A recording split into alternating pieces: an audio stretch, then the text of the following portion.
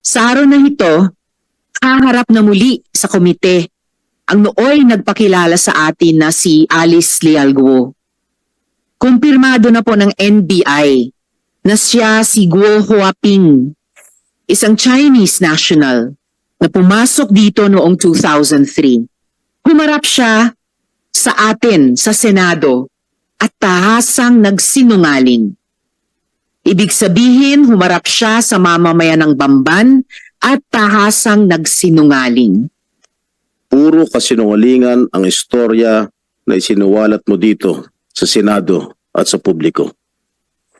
At isa pa, tungkol sa kanyang counter affidavit na isinumite sa DOJ para sa kanyang human trafficking case na submitted na for resolution noong pang August 6, hindi ba talaga nakakapagtaka na nagpanotaryo noong August 14 sa San Jose del Monte, Bulacan, maski wala na siya sa bansa?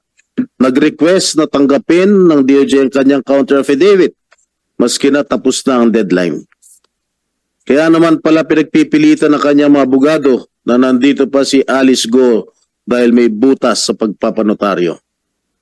Nais natin malaman kung sino-sino ang mga tumulong kay Alice Guo at sa kanyang mga kasamahan para makalabas ng Pilipinas na hindi dumaan sa tamang proseso.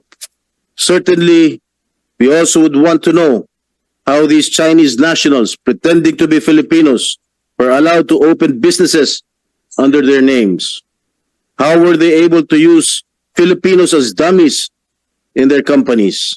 Also, how were they able to circumvent the constitutional prohibition of limiting foreign equity to 40%? Maraming batas ang kanilang nilabag. Umabot po tayo sa araw na ito, Madam Chair, dahil bukod po sa puro hindi ko na po maalala, Your Honor, ang sagot sa atin, tinaguan pa ho tayo ni Miss Alice Guo. Alice, binastos mo at binalahura mo ang buong gobyerno, ang buong sambayan ng Pilipino. Bibigyan ka namin muli ng pagkakataon ngayong araw na ito. Pagkakataon na isiwalat ang katotohanan.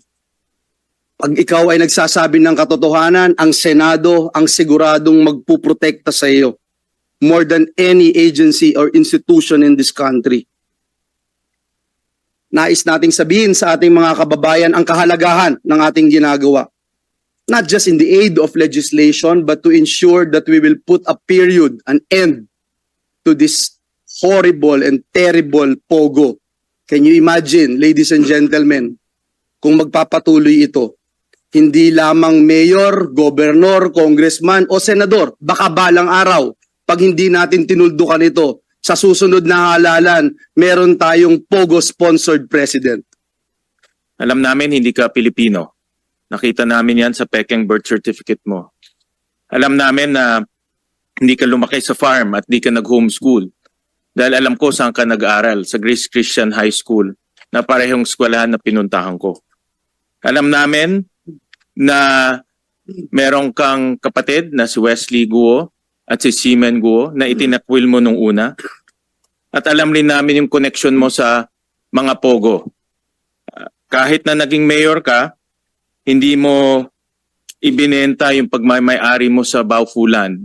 At alam namin konektado ka pa rin yan hanggat ikaw ay nasa posisyon. Alam rin namin na meron kang koneksyon sa dalawang pogo na nag-ooperate sa sarili mong bayan, yung Hongsheng at yung Zunyuan.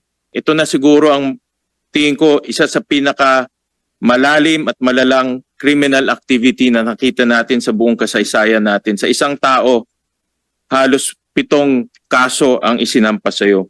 Gusto namin malaman kung sino ang tumulong sa iyo para makatakas, pribadong personalidad man o sa gobyerno.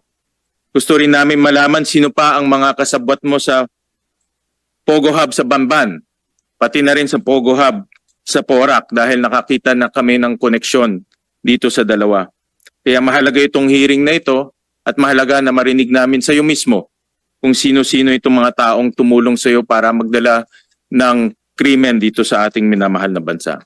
Thank you very much, Madam Chairperson. Thank you very much also, Sen. Sherwin.